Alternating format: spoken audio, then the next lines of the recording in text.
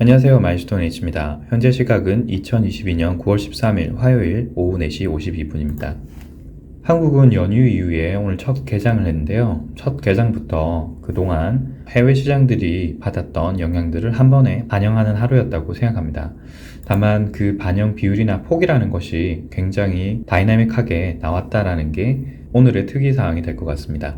삼성전자가 전체 시장의 20% 정도를 차지하는데 그 큰 주식이 4.5%가 하루 만에 올랐어요. 물론 증시 상위 종목이라고 할 수 있는 네이버라든지 카카오 같은 경우도 대략 3% 정도 올라서 시장 전체적으로 봤을 때는 대형주 위주로 끌어올렸다라고 보시는 게 좋을 것 같습니다. 장단기 금리 차부터 시작해 보도록 하겠습니다. 장단기 금리 차도 큰 변동은 없어요. 비록 오늘 한국 시장이 굉장한 상승을 보였지만 다른 시장들은 전반적으로 예상했던 시나리오대로 진행을 하고 있었습니다. 장단기 금리차 같은 경우는 마지막 5파가 진행 중이고 1파, 2파, 3파 그리고 여기가 4파인데 4파가 여기서 이런 식으로 지금 끝날 것으로 예상을 하였고요. 여기서부터는 전반적으로 5파가 마지막으로 이렇게 진행이 되지 않을까라고 예상하고 있었습니다. 1파, 2파, 3파, 4파, 5파 이런 식으로 해서 전 저점을 깨고 내려가야 되겠죠. 마이너스 0.5% 이하를 깨고 내려가야 될 것입니다. 그래서 이런 식의 파형이 나와야 될 것이고 현재 이런 파형이 나온다고 한다면 이 기간이 진행되는 기간 동안에는 10년물의 상승폭보다 2년물 상승폭이 훨씬 더 가파르게 나타날 것이다 라고 생각해 볼 수 있겠습니다. 일단 그렇게 나온다는 것 자체가 금리 인상폭에 대해서 좀 더 강력하게 나올 수 있다 라고 생각해 봐야 될 것이고요. 그러면 일단 예상을 해보자면 물가지표 같은 것들이 더 크게 높게 나올 가능성이 높겠다. 그래서 페드와치2에서 보고 있는 현재 상단이라고 하는 것이 대략 4%죠. 3.75에서 4%까지 일단 보고 있기 때문에 2년물 금리를 보더라도 아직 0.2에서 0.5 정도까지를 더 올릴 수 있는 상황이다 라고 보실 수 있겠네요. 물론 터미널 레이트라고 하는 가장 상단의 인상폭이 3.75에서 4가 아닐 수도 있어요. 즉 375에서 400이 아닐 수 있습니다. 그 이상이 될 수도 있는데 현재로서는 알 수 없는 거죠. 단지 이런 파형이 내려온다는 걸 생각해 봤을 때는 10년물보다는 2년물 상승폭이 조금 더 클 수 있으니까 현재 페드와치들에서 보는 것들을 감안했을 때 이런 것들을 감안했을 때 금리 상단폭이 조금 더 올라갈 수 있는 여지가 남아있는 것이 아닐까라고 그냥 추측을 해보는 겁니다. 페드와치2를 보시도록 하시죠. 페드와치2를 보시게 되면 이제 FOMC가 약 일주일 정도 조금 더 남았습니다. 8일이 남은 상태이고요. 9월 21일 날 현재 기준으로 봤을 때는 88%의 확률로 0.75, 75bp가 올라가는 것이 확실하게 보고 있는 것이고요. 여기서 또 0.5% 그리고 0.25로 올려서 터미널 레이시라고 할 수 있는 금리 상단을 375에서 400으로 현재로서는 보고 있습니다. 물론 현재 여기서 보고 있는 퍼센테이지는 매번 바뀌고 있지만 대략적으로 50% 전후로 보여주고 있는 것 같아요. 그리고 현재까지는 아무런 변화가 없습니다. 그리고 ECB가 지난주 75bp 인상을 했었죠. 그리고 발표를 했습니다. 하지만 향후에 얼마만큼 이게 올라갈지는 알 수가 없어요. ECB가 지속적으로 금리 상승을 한다면 이와 관련된 달러 인덱스라는 것이 변동을 할 겁니다. ECB가 지속적으로 금리 인상을 한다고 했을 때 나타날 수 있는 예상 문제에 대해서는 몇 차례 언급드렸죠. 유럽이라는 것 자체가 일단 선진국과 중진국, 후진국이 여러 개 섞여 있고 그 중에서 경제가 활성화되어 있는 독일이나 프랑스 같은 경우는 굉장히 경제가 탄탄해요. 상대적인 겁니다. 하지만 이들 국가만 가지고 유럽이 지탱할 수는 없어요. 그렇기 때문에 이들 기준에서는 75pp가 아무렇지 않은 수치일 수 있지만 다른 국가들에 대해서는 75pp가 상당히 큰 수치가 될 수도 있는 겁니다. 그래서 ECB가 지속적으로 75bp 혹은 그에 준하는 높은 금리 상승을 지속할 수 있을지 여부는 알 수가 없어요. 현재 시장에서 지속적으로 나오고 있는 얘기가 이런 거죠. 첫 번째는 달러 인덱스, DXY라고 할 수 있는 달러 인덱스인데요. 이게 6개국 통화에 대한 상대적인 가치, 비율을 말씀드리는 거라고 했습니다. 그 6개국 통화 중에 유로화도 들어가죠. 그리고 두 번째는 페리티 얘기가 있어요. 페리티가 결국에는 달러 대비, USD 대비 유로화의 교환 비율을 얘기하는 건데요. 페리티가 깨졌다. 페리티가 1대1 교환 비율이면 페리티가 1대1인 거예요. 하지만 현재로서는 1대1이 되지 않고 1대1 이하, 즉 US 1달러에 유로화 0.9 얼마 이런 식으로 지금 나오고 있는 게 페리티가 깨진 거죠. 그만큼 달러가 강세가 되고 유로화는 약세가 된다. 그래서 패리티가 깨지고 있다는 얘기가 계속적으로 나오고 있는 거예요. 유럽 전체가 이 급격한 물가 상승을 그리고 금리 상승을 얼마나 버틸 수 있을지는 알 수 없습니다. 미국과 달리 유럽은 수많은 국가들이 하나의 연합체로 구성되어 있는데 과연 동일한 금리 상승을 했을 때 각국이 받는 영향이 다 다를 것인데 그것을 어떻게 규합할지가 문제죠. 결국에는 경제가 정치와 맞물리면서 어떠한 현상들을 계속 나타낼 것인데요. 제가 걱정하는 바는 항상 그렇습니다. 현재 데이터에서 바뀐 건 아무것도 없는데 상태가 전반적으로 봤을 때는 점점 심각해지고 있어요. 그것이 눈에 괄목할 만하게 당장 눈에 보이고 있지는 않지만 데미지가 계속 쌓이고 있다는 게 보이는 겁니다.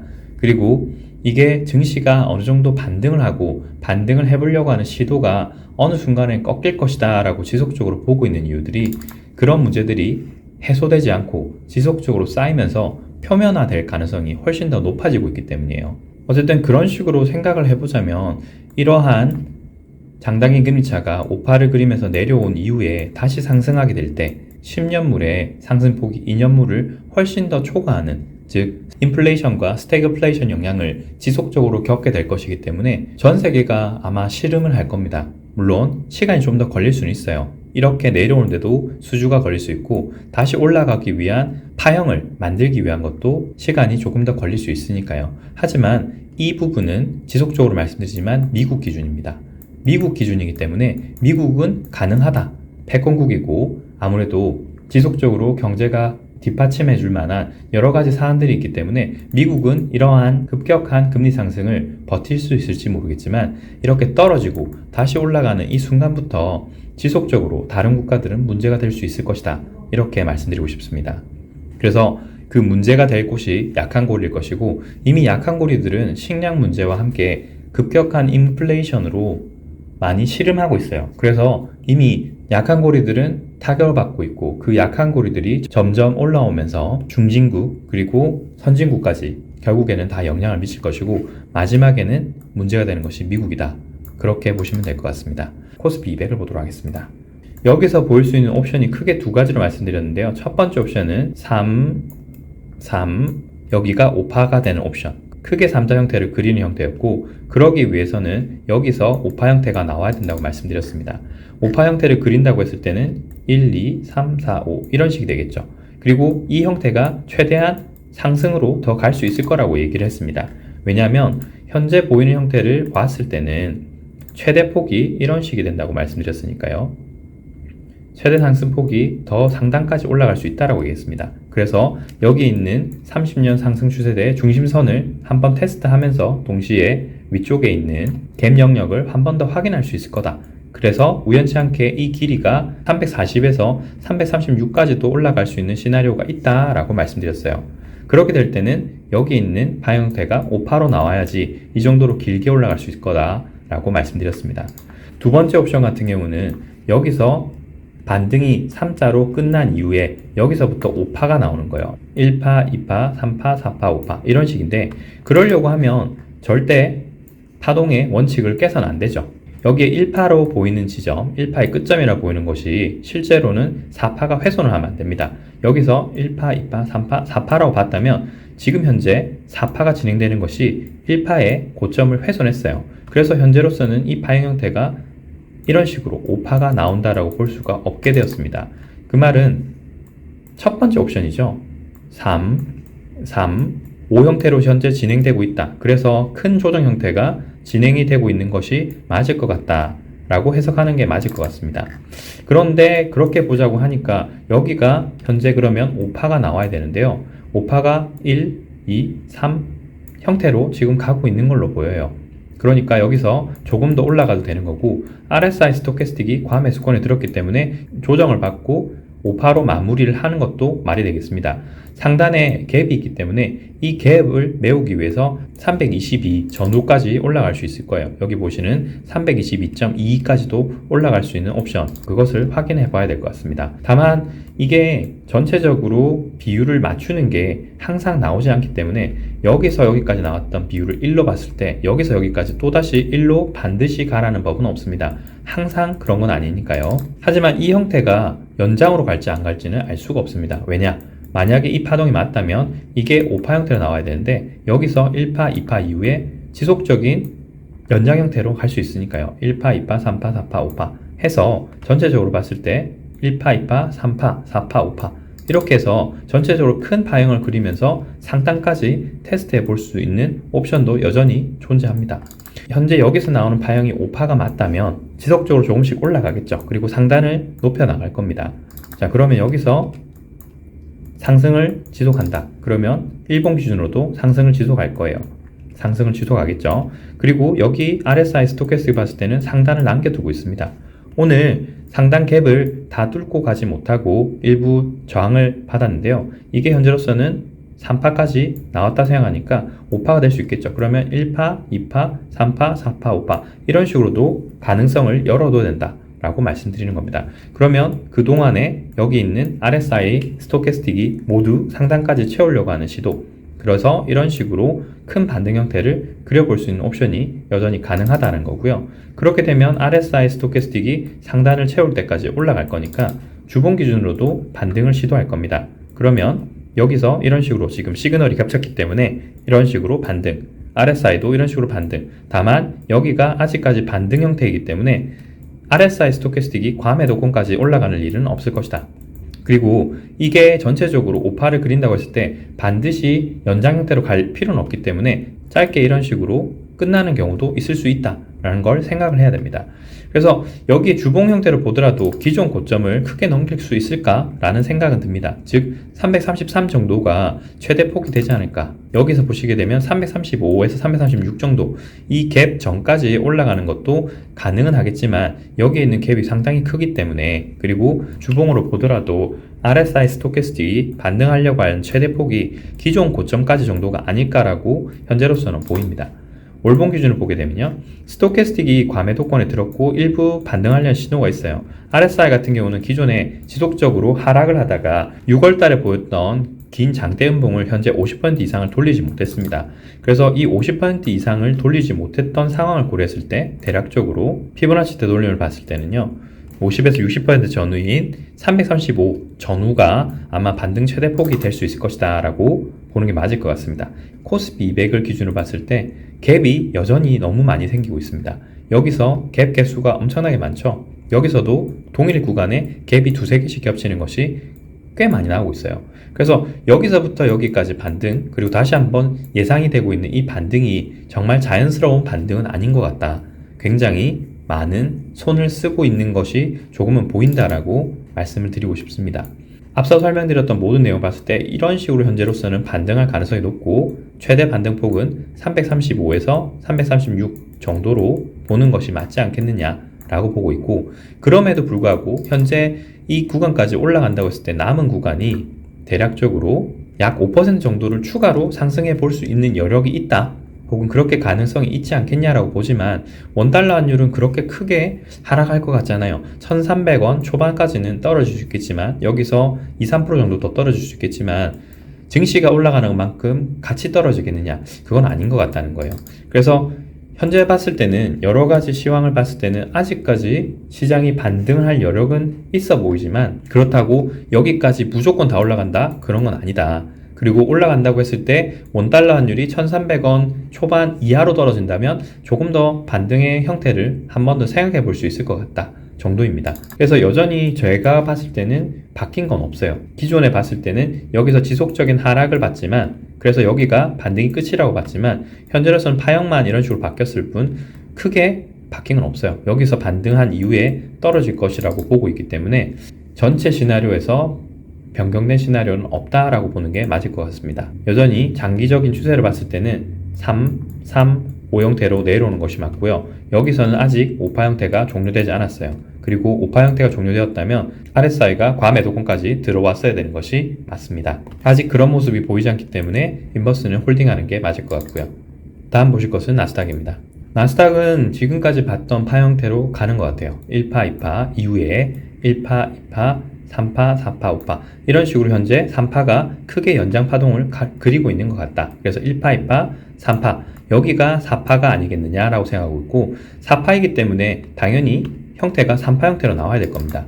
여기에 4파 형태가 된다고 하면 이런 식이 되겠죠. 그러면 535이거나 335일 건데 파행 형태로 봤을 때는 이런 식으로 형태로 가고 있으니까 지그재그 535 형태일 가능성이 높겠네요. 그러면 여기에는 보이는 형태가 5파가 돼야 될 겁니다. 5분봉 형태로 봤을 때는요. 여기가 5파가 돼야 되는데 1파, 2파, 3파 또는 여기서 4파 그리고 5파가 진행될 수도 있는 상황입니다. 여기에 갭이 있고 파행 형태나 RSI 스토캐스틱을 봤을 때는 현재 형태가 1파, 2파, 3파 중에 진행이 되고 있을 가능성이 높다고 생각해요. 상단에 보이는 하락 추세선이 있기 때문에 여기를 테스트 해볼 겁니다. 그럼 대략적으로 현재 보는 형태로 봤을 때는 12,894 정도를 테스트 해볼 수 있을 것 같아요. 12,894 정도가 여기 이 영역이죠. 이 영역이기 때문에 기존에 지지 저항을 받았던 일부 구간들에 속합니다. 그래서 12,894에서 13,000 사이 이 정도를 테스트를 더 해볼 것 같아요. 그래서 이런 식으로 4파 형태를 그린다. 그리고 이론상으로 보자면 1파, 2파, 3파, 4파이기 때문에 1파의 고점을 훼손하지만 하면 됩니다. 그래서 이론상 갈 수 있는 최대 수치는 13,400이에요. 그래서 12,884에서 13,400 사이 여기까지가 열려있다라고 보시는 게 맞을 것 같습니다. 물론 저는 여기에 있던 파형들, 여기 갭도 만들었고 그 고점을, 갭을 다 메우지 못하고 떨어졌기 때문에 만약에 올라간다고 하면 최대 올라갈 수 있는 게 13,178 정도라고 예상을 하고 있어요. 그래서 이 구간 내에서 가장 올라갈 수 있는 최대 폭이라고 할 수 있는 것은 13,178 전후가 아닐까 생각합니다. 물론 여기도 갭을 메우고 올라가게 된다면 13,335와 이 구간까지도 이론상 올라갈 수 있다. 여기가 5파이기 때문에 5파가 충분히 연장 형태로 올라간다면 그럴 가능성이 있다라고 생각합니다. 여기가 5파가 아직 완성이 안 됐기 때문에 한 번 더 지지받고 올라가려는 시도를 반드시 할 거예요. 첫 번째는 이 하락 추세대, 두 번째는 갭 구간, 세 번째는 13,335, 마지막은 1파의 고점이라고 예상되는 이 구간입니다. 대략 13,500 정도가 되겠네요. 그래서 나스닥 같은 경우도 현재 1시간봉 기준으로 봤을 때는 RSI 스토캐스틱이 과매수권에 들었고요. 현재 여기가 3파일 가능성이 좀 높다. 3파에서 4파일 가능성이 높기 때문에 일부 지지 저항을 받을 가능성이 높고 이후에 5파를 어디까지 만드는지를 봐야 될 것 같다. 우선은 앞서 설명드렸던 파형 형태 1파, 2파, 3파, 4파, 5파 정도로 내려오는지를 먼저 보고 이후에 시나리오를 지속적으로 구성해 봐야 될 것 같습니다. 어쨌든 여기서 일부 올라간다고 하더라도 크게 올라가지 못할 것이기 때문에 일부 반등 이후 하락이겠죠. 그러면 주봉 기준으로도 여기서 크게 과매수권까지 올라가지 못하고 하락, 여기서도 조금 더 반등을 해보되 하락, 이런 식의 형태가 나오는지를 지켜보셔야 될 것 같아요. 그러면 월봉 기준으로도 크게 반등을 해보지 못하고 여기서 시그널이 꺾이겠죠. 이런 식으로 꺾이게 되면 지속적인 하락이 나오게 될 겁니다. 그렇게 되면 하락 형태가 1파, 2파, 3-1, 3-2, 3-3 이런 식으로 해서 지속적으로 하락을 하는지 그걸 보셔야 될 것 같아요. 그래서 전체적으로 봤을 때는 현재 파형을 보는 게 한국 시황 같은 경우는 조금 바뀌었고요. 미국 시황은 기존에 말씀드렸던 파형대로 좀 가고 있고 바뀐 게 전혀 없다. 그렇게 생각하시면 될 것 같습니다. 한국 시장 같은 경우는 선물 옵션 영향을 좀 더 많이 받은 것 같아요. 물론 거기 뒤쪽에 있는 세력들이 어떤 생각이 좀 있을 거라고 생각됩니다. 하지만 그렇다고 하더라도 하락하고 있는 중 반등의 한 가지 옵션을 선택해서 진행이 되고 있는 것 같아요. 오늘 영상은 여기까지입니다. 시청해주셔서 감사합니다.